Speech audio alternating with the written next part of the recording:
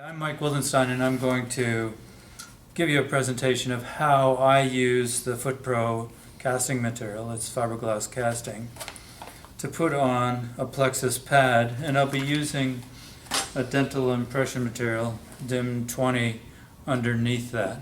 Just a quick, easy way to stabilize the foot, protect the foot for a short term, meaning up to a couple of weeks.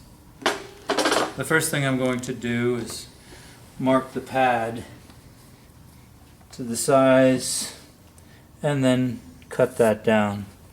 I'll just put some marks on it and take it to the bandsaw and reduce the size of it.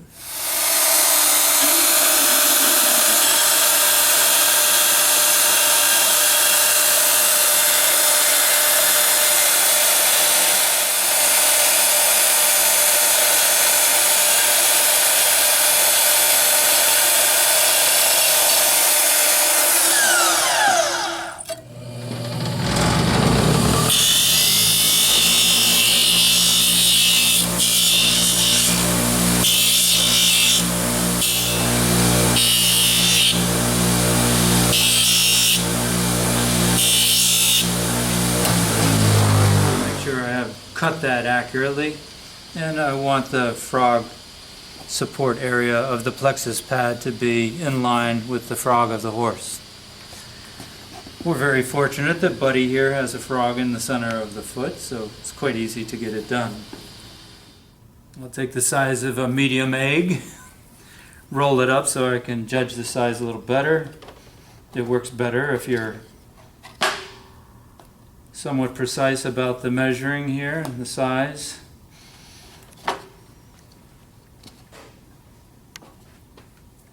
And get aggressive with the mixing. And this is going to go off or cure when it's a warm day a lot faster than a cold day. It doesn't hurt to warm it up on a cold day in order to get it to cure fast. And what we're looking for is a consistent color. I don't want stripes in there or anything else, just a consistent grayish color.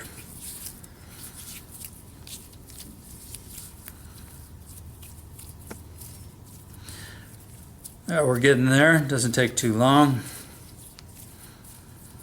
Knead that up, get it a consistent color all the way through. Have your foot cleaned off, pared out, trimmed, whatever you're going to do. When Buddy stands pretty still here, we'll push that in there, pack it in the position you want it in. When I'm putting a cast in, I'll run the DIM up over the bulbs of the heels so that I'm not pressing on those with the cast. Push this into the position you want it in. Get rid of any excess that you don't want in there. If you have a laminate, of course, I feel it's best to leave that somewhat open. I don't want positive pressure, so I'm going to take some of this down. I'm going to put it back here to protect the bulbs of the heels even more. And since Buddy's well trained and we'll stand here for a few minutes, we'll let him stand there while I get the casting ready. I'm going to use a nailing hammer handle because I have an easier time with the casting material if I have a handle in it. And I want to think about which direction am I going in. I'll fold a little of that back so it doesn't get lost when I put it in the water. Think about which direction you're going to go in with your casting material. I'll slide that hammer handle on there, and that just gives me a way to wrap that cast. I'm going to put it in the water. It's lukewarm. If it's hot, the casting material is going to go off very quickly. And if it's cold, it's certainly going to slow it down. Once I have that done, I'll pull it out. I'll give it a couple squeezes, get rid of some of the extra moisture. I'll start along the side, and my first couple of wraps are going to be low on the toe, up high on the bulb of the heel. Low on the toe, up high on the bulb of the heel. A couple times around like that. And that helps prevent everything from sliding off the front. And then I'm going to start doing a figure 8. I'm going to go high over the medial wall, up high over the bulb of the heel, over the medial wall, high over the bulb of the heel. And I'll smooth that out some. Now I'm going to switch directions. I'm going to come up over the heel on the opposite wall, and I'm going to go there a couple of times. And I'm putting a little more stress on it. Now I'm going to reverse. I'm doing a figure 8 motion. I find that this helps me hold on to the appliance without any movement of that appliance during the curing process, and I'm able to set the foot down quickly. So I get that wrapped up. Now I'm going to just wet my hands and smooth that out. And I like putting a stretch wrap on it immediately. It gives me a cleaner finish and fast cure time. My stretch wrap, I'm going to do the same sort of pattern of high on the bulbs of the heels, low on the toe, and incorporate the sole as well as the hoof wall. High on the bulb of the heel, low on the toe. I'm not going real tight with it right now. I'll do that for a few rounds. Then I'm going to do high on the bulb of the heel, high up on the bulb of the heel over here. Just keep going back and forth.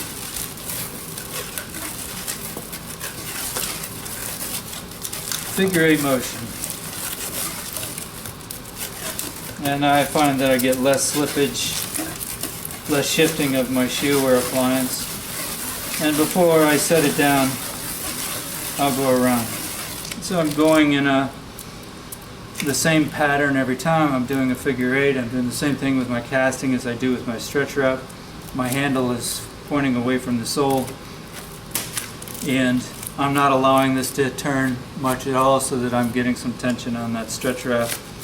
And at this point, I'm able to set that foot down and allow the horse to bear weight.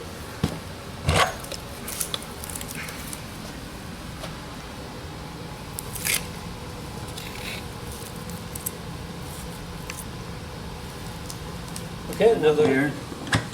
When I'm removing the cast, or if I'm removing a stretch wrap, I'm going to use the corner of the rasp on the fine side. The teeth go all the way to the edge, and I'll just drag it up through the middle there and go over the corner.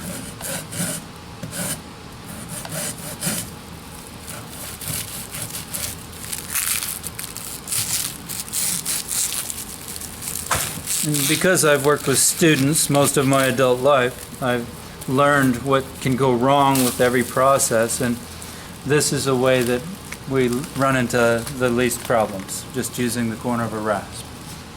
Spreads open, falls off. Now the cast can be removed in the same way, but before I remove that, to show you how that's done, when I've put a cast on, I am going to reduce it to the hairline, right? So if I want to reduce it, because I don't want anything over the hairline, I'm going to take the rasp on the corner and go around. And I'll generally put some vet wrap on there of a color that I can see so that I'm not going into the wall. And then I go below the bulbs of the heel so that I have a little strip of casting around the heels.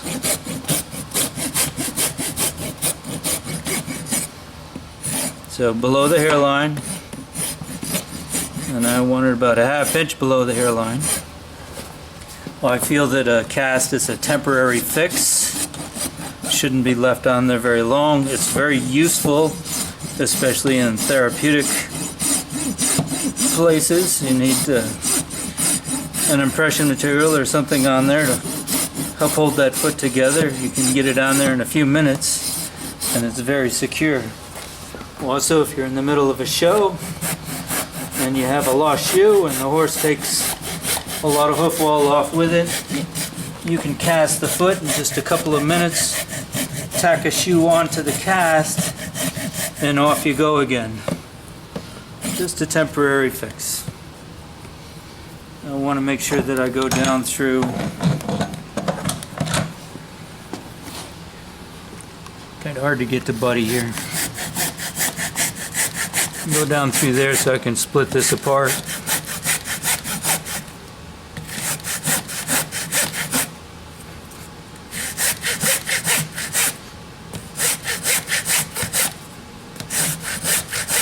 In this process, I'm not doing it to take the cast off. I do this after I've applied the cast so that I don't have any positive pressure on sensitive tissues, the bulbs of the heels or the hairline.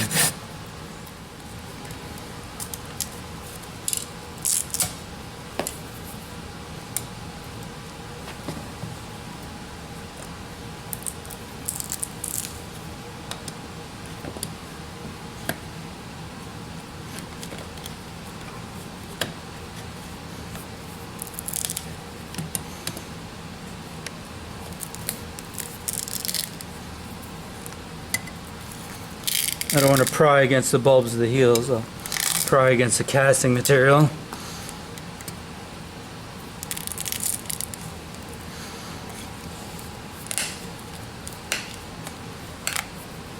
Alright. And if I don't have a pad or something in there, I can clean up any extra with the knife.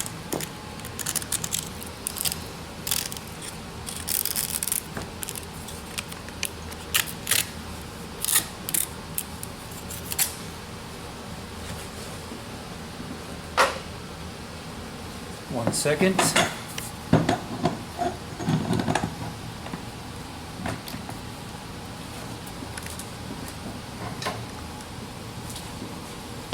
I'll also use a buffer, clean up the top.